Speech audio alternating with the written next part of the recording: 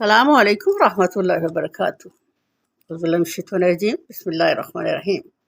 رب اشرح لي صدری ویسر لي امری واحلل عقدۃ من لسانی یفقهوا قولی، رب زدنی علما۔ بسم اللہ الرحمن الرحیم۔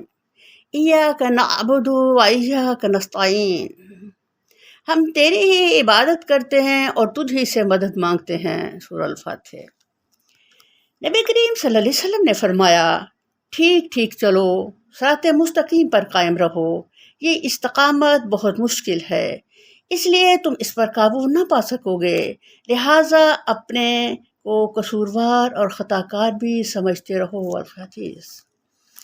اچھی طرح جان لو کہ تمہارے تمام اعمال میں بہتر عمل نماز ہے، اس لیے اس کا بہت زیادہ اہتمام کرو۔ انسان فطرتاً دعا اس چیز کی کرتا ہے جس کی طلب اور خواہش اس کے دل میں ہوتی ہے، اور اسی صورت میں کرتا ہے جب اسے احساس ہو کہ اس کی مطلوب چیز اسی ہستی کے اختیار میں ہے جس سے وہ دعا کر رہا ہے۔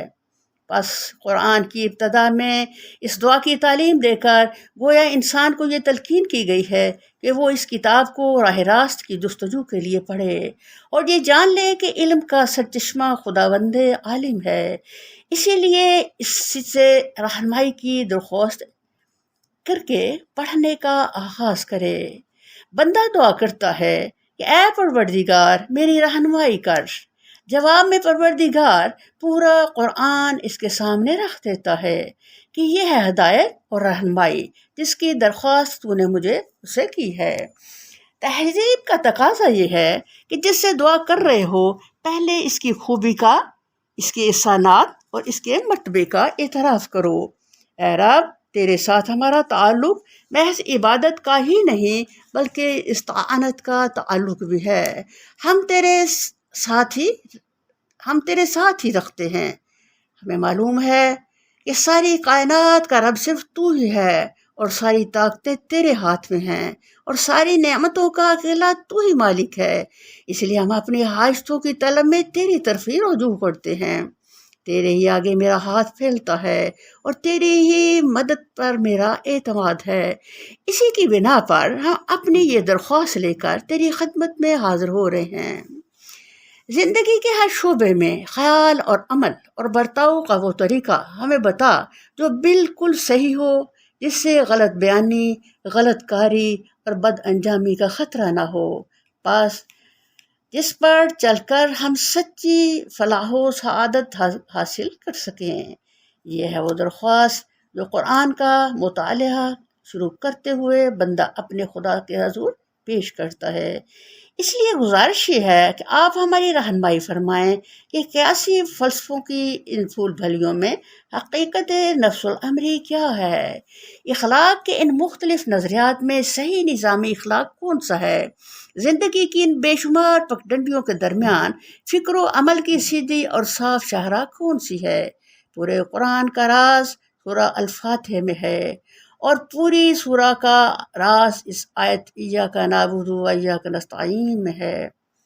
آیت کے پہلے حصہ میں شرک سے بیزاری کا اعلان ہے اور دوسرے جملہ میں انہی طاقتوں اور قوتوں کے کمال کا انکار ہے۔ اللہ عز و جل کی طرف سے اپنے تمام کاموں کی سپردگی ہے۔ قرآن پاک میں اللہ تعالیٰ نے فرمایا، اللہ ہی کی عبادت کرو اور اسی پر بھروسہ کرو، تمہارا رب تمہارے اعمال سے غافل نہیں۔ القرآن۔ کہہ دو کہ وہی رحمان ہے، ہم اس پر ایمان لے آئے اور اسی پر ہم نے توکل کیا۔ مشرق و مغرب کا رب وہی ہے، اس کے سوا کوئی معبود نہیں، تو اسی کو اپنا کارساز سمجھو۔ اس آیت میں اللہ تعالیٰ سے خطاب کیا گیا ہے جو نہایت لطافت اور مناسبت رکھتا ہے، اس لیے کہ جب بندے نے اللہ تعالیٰ کی صفت و ثنا بیان کی تو قرب الہی میں حاضر ہو گیا، اللہ عز و جل کے حضور پہنچ گیا۔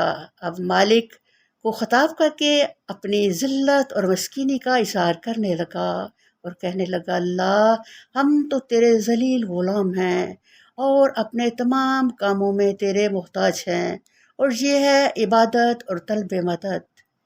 جب بندہ ایاک نعبد و ایاک نستعین کہتا ہے تو اللہ تعالیٰ فرماتا ہے، یہ میرے اور میرے بندے کے درمیان ہے اور میرے بندے کے لیے وہ کچھ ہے جو وہ مانگے۔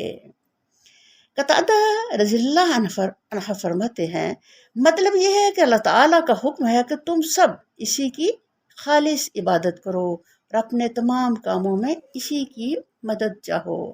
ایاک نعبد کو پہلے لانا اس لیے ہے کہ اصل مقصود اللہ تعالیٰ کی عبادت ہی ہے، اور مدد کرنا یہ عبادت کا وسیلہ ہے اور اہتمام اور پختگی ہے، اور یہ ظاہر ہے کہ زیادہ اہمیت والی چیز کو مقدم کیا جاتا ہے اور اس سے کمتر کو اس کے بعد لایا جاتا ہے۔ اللہ تعالیٰ ہم سے بات کرتے ہیں وحی کے ذریعے، اور ہم اللہ تعالیٰ سے بات کرتے ہیں دعا کے ذریعے۔ انسان کا رب کے سامنے یہ دعویٰ ہونا چاہیے کہ میں صرف تیری عبادت کروں گا، تجھ ہی سے ہمیشہ ہر کام میں مدد چاہوں گا۔ اس مدد کا مفہوم کسی بھی چیز کو پانے کے لیے پہلے خود محنت اور کوشش کرنا اور پھر اللہ کی مدد چاہنا ہے۔ ایک ذات واحد عبادت کے لائق، زبان اور دل کی شہادت کے لائق، اسی کے ہے فرما اطاعت کے لائق، اسی کی ہے ذات خدمت کے لائق۔